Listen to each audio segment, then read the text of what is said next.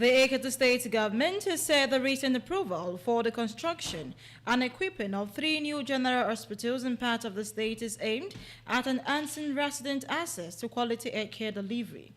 The Commissioner for Health, Oyebanji Filani, who listed the benefiting communities in Awa Ekiti, Ikogosi Ekiti, and Ikpao Ekiti, reiterated the Governor Biodu Oyebanji administration's commitment to strengthening the health sector.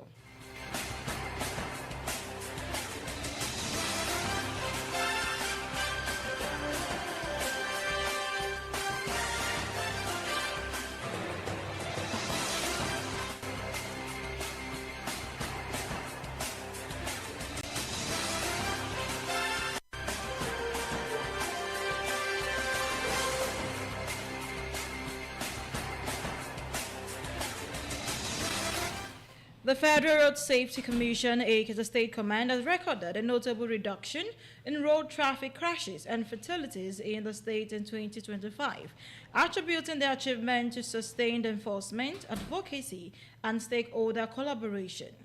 The Sector Commander FRSC RS 8.2 Ekiti, Corps Commander Sonia Dioye, disclosed this in a press conference made available to journalists in Ado Ekiti.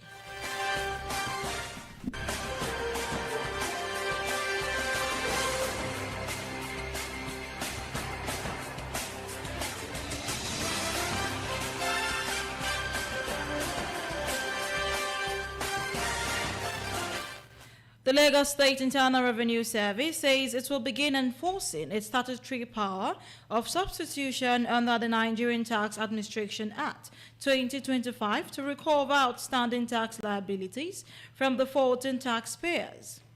The disclosure was made in a public notice issued by the agency outlining how it intends to apply Section 60 of the Act. This follows the commencement of the implementation of the NTAA by the federal government amid controversy over alleged alterations to some parts of the law in the Gazette copy.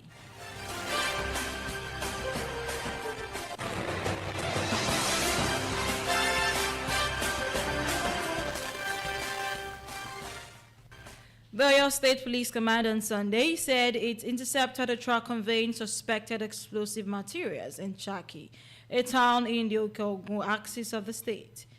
In a statement by its spokesman, Ayolade Olayinka, the command disclosed the operatives recorded the sources during a stop-and-search exercise. According to the police spokesman, the truck and the suspected materials were promptly secured and are currently in police custody.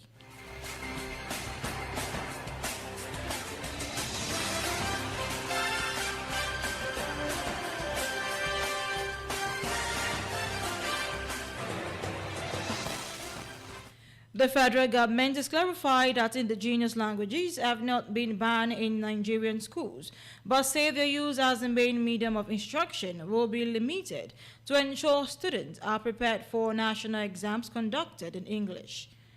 In an interview on Sunday, the Minister of Education, Dr. Tunji Alausa, explained the rationale behind the policy adjustment. Alausa further revealed the students will still take one native language as part of their subject in primary school, junior secondary school, and senior secondary school.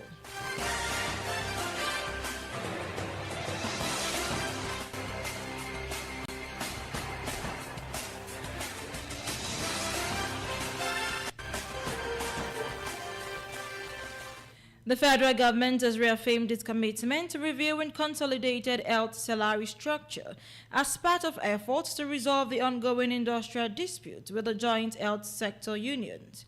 The Federal Ministry of Health and Social Welfare made this known in a statement issued on Sunday night in Abuja by its Director, Information and Public Relations, Alaba Balogun.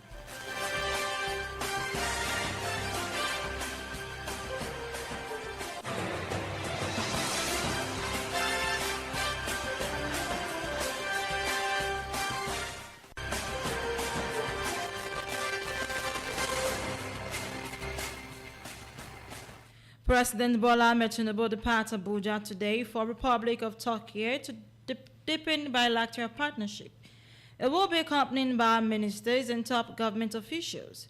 Presidential spokesman Bayo Nanuga noted that the visit will feature a Nigerian Tokyo Business Forum, bringing together investors and private sector leaders from both countries.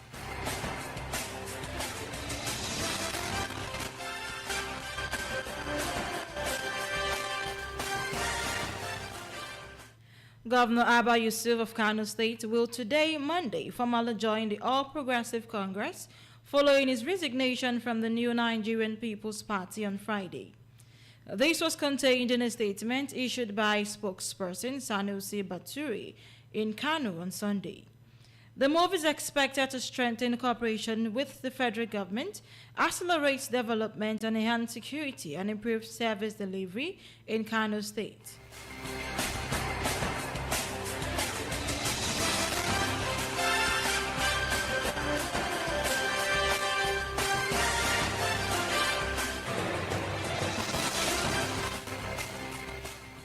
Following up in business, the Standard Deposit Facility rose to 10.14 trillion naira last week from 8.8 trillion naira the previous week, underscoring persistent excess liquidity in the banking system despite the Central Bank of Nigeria's ongoing monetary tightening measures. In total, banks' deposits into the CBN's coffers were 33.05 trillion naira in the 16 working days of this January, a little more than half of the 63.92 trillion naira deposited with the Apex Bank in December 2025.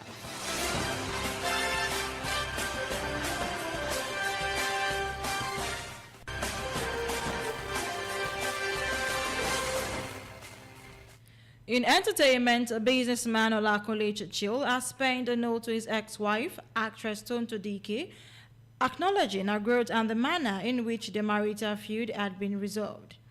Churchill made the post on his official Instagram page on Sunday, following Dike's reflection post on Saturday about their marriage crisis and feud.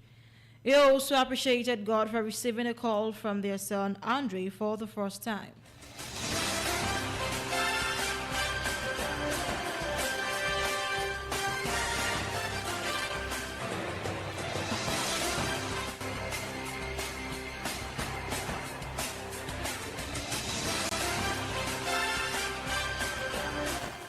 And following up in sport, Manchester United Matheus Cunha has blown the Premier League title race, while open with a wonderful late winner as his team stunned leaders Arsenal 3-2 at their Emirates Stadium stronghold.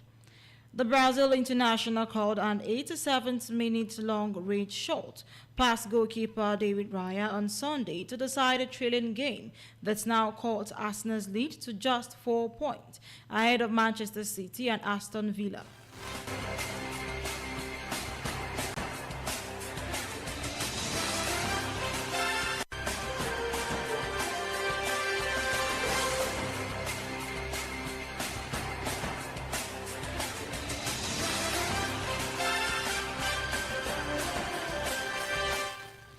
And finally, in the foreign scene, Venezuela's interim president, Delcy Rodriguez, says she has had enough of the orders from Washington and called on the United States to stop interfering in Venezuelan politics. Ms. Rodriguez, in defense of the mounting pressure from Donald Trump administration, asked the U.S. to stop interfering in Venezuela's internal politics. In an address to oil workers in the eastern state of the Anzoátegui on Sunday, Ms. Rodriguez said the country resolves its own internal differences without external pressure.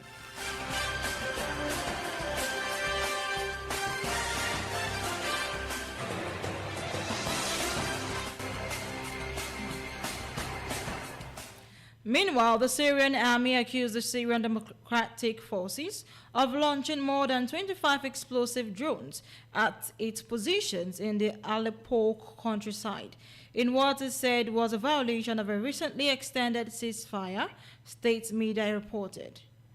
According to reports, the Army's Operations Directorate said the drones targeted deployment sites around Kobani and destroyed 4 military vehicles.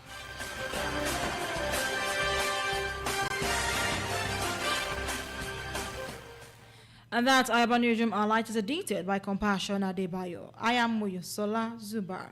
Thank you for listening.